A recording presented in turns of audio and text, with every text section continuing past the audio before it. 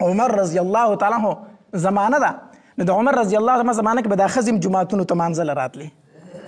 نو یو زنانه مانځله به راتله، نو هغې ته به روزانه په لاره کې هلک ولاړ و، د هغې لار به یې نیوله.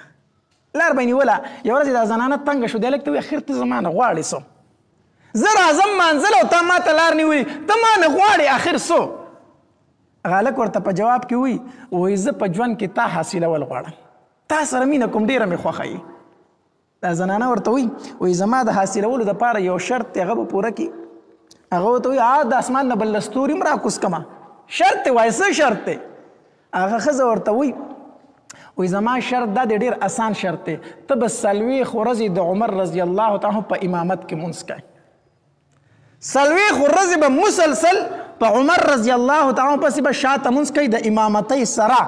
چې کله 40 ورځې تا مونځ وکړو که نه، زما ستا سره واده ده چې ته څه غواړې هغه به زه کوم.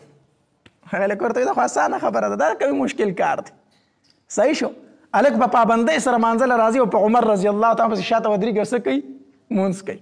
40 ورځې پوره شوې، نو هغه ښځه اکه چانتې په 41 ورځ باندې په لاره کې ولاړه ده. واده یې کړی و د هلک سره که نه، په لاره کې ولاړه ده. چې د هلک تېرېږي هغه ښځه ورته وایي واده مې کړی و او د وعدې مطابق تاله راوتې یم، د وعدې مطابق تاله راوتې یم، راغلی یم. هغه هلک ورته څه وایي؟ وایي خورکۍ ما چې کله په عمر پسې مونځ کړی دی که نه، ما خپل رب پېژندلی دی، ما د خپل رب سره چې مینه کړې ما ته نورې ټولې مینې په زول ښکاري. ما صرف د خپل رب سره مینه کړې ده او ما د دواړو د جهانو د سردار د شنې روضې سره مینه کړې ده. ما سترګو له مخې له مه راځه، ما تا سره څه کار دی اوسو؟ ښځه وخیاره وخیاره چې 40 ورځې د امامتۍ سره مونځ وکړو، د ده به زړه هم پاک شي، د ده به سترګې هم پاکې شي. ورونو انسان دی، کمزوری دی، غلطې وسوسې راځي، غلط خیالات زړه ته راځي. د مونځ پابندي شروع کړه، د مونځ پابندي شروع کړه.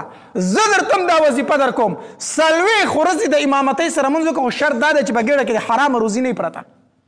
40 ورځې د امامت سره مونځ وکړه، ته د خپل زړه نورانیت ته ګوره او ته د زړه خپل پاکوالي ته ګوره. الله تبارک وتعالی د عمل کولو توفیق راکړي.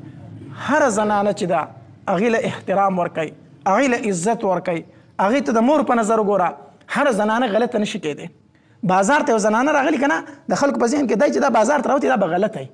هره زنانه غلطه نشي کېدی. ډېرې خویندې داسې په کور کې هېڅوک نه لري، هېڅوک نه لري، مجبوره ده راشي سودا ځان له وکړي. د هغې دا مطلب شو چې دا غلطه زنانه ده؟ نه نه، دا نشي کېدی. هر زنانه ته په دروند نظر وګوره، سبا به ستا زنانه په عزت باندې وي. الله تبارک وتعالی د عمل کولو توفیق راکړي. واخر دعوانا ان الحمد لله رب العالمین.